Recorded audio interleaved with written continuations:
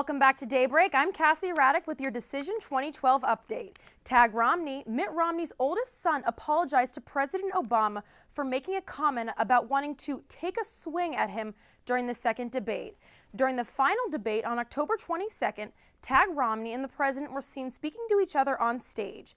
According to Politico, two Obama aides said the conversation included an apology for the remarks made last week during a radio interview.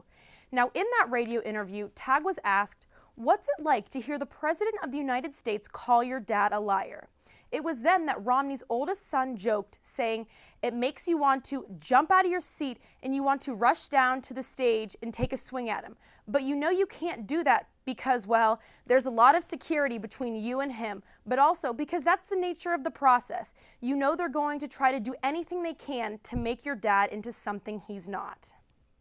After receiving much pressure from the Republican Party about what exactly the president's second term would look like, Obama has unveiled a detailed 22-page booklet of what his plan is for his second term.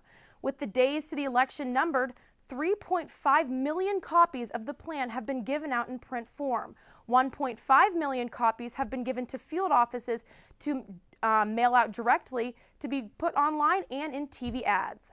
Obama was quoted as saying, "I've laid out a plan for jobs in the middle-class security," he said, "and unlike Mitt Romney, I'm actually proud to talk about what's in it, because my plan will actually move America forward. And by the way, the math in my plan adds up." And Donald Trump is at it again. He took to Twitter on October 24th to tell President Obama that if the president releases his college records and his passport application, that he would give a $5 million check to the charities of Obama's choosing. Trump considers Obama to be the least transparent president in the history of the country. He said that, quote, "If he releases these records, it will end the question and indeed the anger of many Americans. They'll know something about their president. Their president will become less transparent like the other presidents," end quote. And finally this morning, we just wanted to remind you that if you're voting absentee in this election, that the deadlines to send in your ballots are quickly approaching. If you're unsure of when your ballot is due, refer to your state's website. And that's all we have for you this morning for your political update. Back to Lindsey and Courtney at the couch.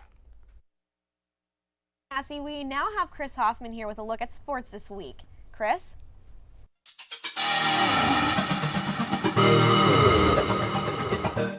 Thanks, Courtney. In sports this week, the World Series started off with a bang.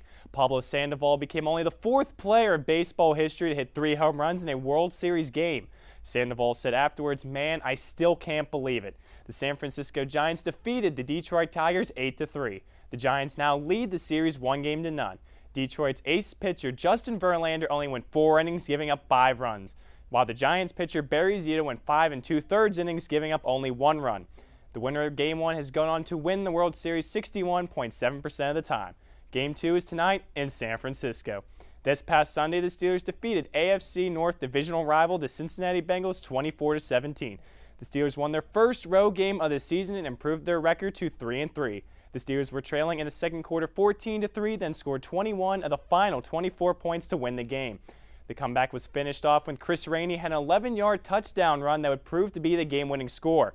Ben Roethlisberger was 27 of 37 for 278 yards and 1 touchdown. Third-string running back Jonathan Dwyer had 122 yards on 17 carries. The Steelers play the Redskins this Sunday at 1 p.m. at Heinz Field. The NBA season is quickly approaching. Basketball action kicks off this Tuesday, October 30th. Last year's champions, the Miami Heat, are looking to repeat again in hopes of getting all those championships that the big three of Dwayne Wade, Chris Bosh, and LeBron James promised. This year will be the first full season since the 2010 and 2011 season due to the lockout-shortened season of last year. One of the biggest buyers in the offseason was the Los Angeles Lakers. They acquired center Dwight Howard and point guard Steve Nash. With the acquisition of these players, the Lakers are the favorite to compete with the Heat for the title this year. The NASCAR chase for the Cup is in full swing. Dale Earnhardt Jr. returns to the track this week after suffering a concussion 2 weeks ago at a crash in Talladega Speedway. Neurosurgeon Dr. Jerry Petty cleared him to race on Tuesday. This Sunday's race at Martinsville Speedway is the 7th race in the 10-race chase for the Cup. The Cup is awarded to the driver with the most points at the end of the season.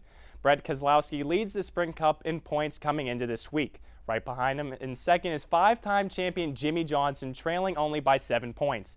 The chase for the Cup finishes November 18th at the Ford 400 at the Homestead Miami Speedway.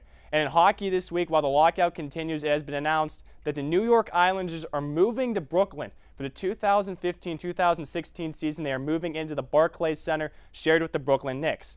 That is it for sports this week. Back to Courtney and Lindsey at the couch. Thanks, Chris. Straight ahead on Daybreak, Alex Peterson is here with entertainment. And Amy Michelle will be making arugula salad. Don't move. We'll be right back.